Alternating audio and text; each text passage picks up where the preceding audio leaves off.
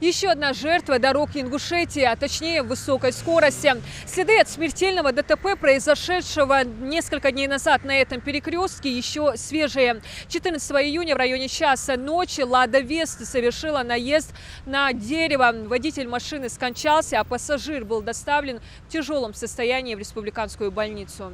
Асфальтовое покрытие дороги было в этот день мокрым из-за дождя, а скорость высокая. Со слов знакомых пострадавших, Самир и Абукар Гагиева направлялись в больницу к родственнику. Но даже такая причина не является оправданием, если нарушаешь ПДД. А нарушения, в свою очередь, позволили добраться до медучреждения. Другой вопрос – в каком состоянии? Водитель транспортного средства «Лада Веста» по предварительным данным превысил скоростной режим, не справившись с рулевым управлением, совершил наезд на дерево, в результате чего он при доставлении в РКБ скончался. Позавчера в Сунже произошло столкновение двух автомобилей ВАЗ. Для ликвидации последствий выезжали спасатели поисково-спасательного отряда. Оба водителя в тяжелом состоянии были доставлены в Сунжинскую ЦРБ. От отечественных легковушек практически ничего не осталось. На кадрах видно кровь пострадавших по всему салону. Ну а стрелка спидометра застыла на цифре 180. Это и есть одна из причин ДТП. Водитель ВАЗ-21103 не только превысил скорость,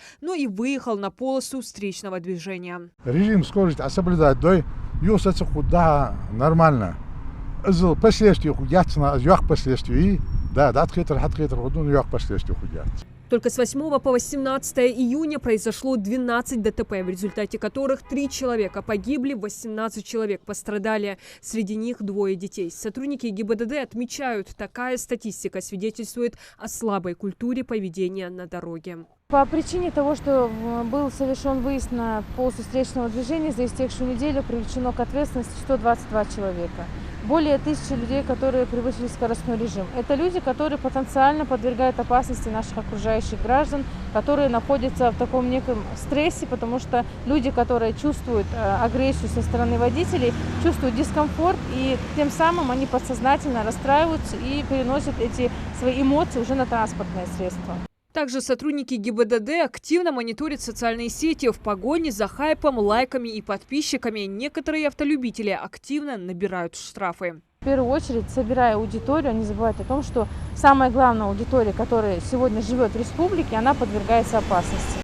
Таким же образом был выявлен факт грубых нарушений правил дорожного движения водителем этого «Мерседеса». Видеоролик не смог скрыться от глаз сотрудников. Личный состав у ГИБДД принял меры к задержанию нарушителя. Затонированная иномарка была обнаружена в центре Назрани и доставлена в МВД. Водителем оказался 21-летний местный житель. В отношении него составлены административные протоколы. И таких историй, когда чувствуют безнаказанность и рассчитывают и дальше продолжать создавать угрозу участникам дорожного движения, в регионе более чем достаточно. Да, отец виноват.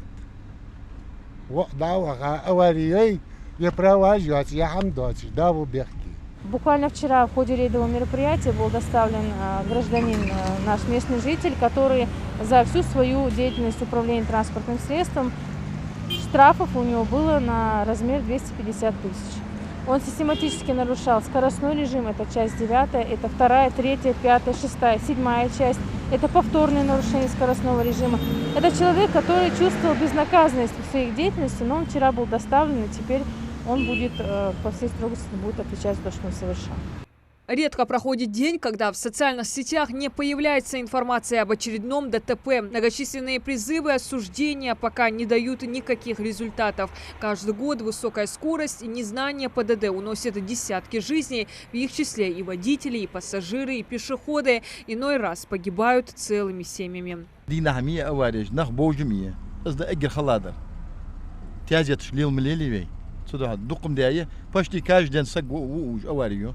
دينا كان عدينا صوت قواش أواري ونزانس كلاين الأرس والجي إيش مصنع الله يعني صدق صغلي قدر شو عم ياخد مصنع عم ياخد يعني ده يا أخي حنيس لقير إشتديا. Сотрудники ГИБДД регулярно проводят анализ аварийности участков, где есть очаги. Рассматриваются вопросы ужесточения мер наказания. Также проводятся рейдовые мероприятия. В них выявляются лица, которые у нас и управляют транспортным средством, к сожалению, в нетрезвом состоянии, лица, которые управляют транспортным средством без права управления, которые у нас систематически нарушают правила дорожного движения.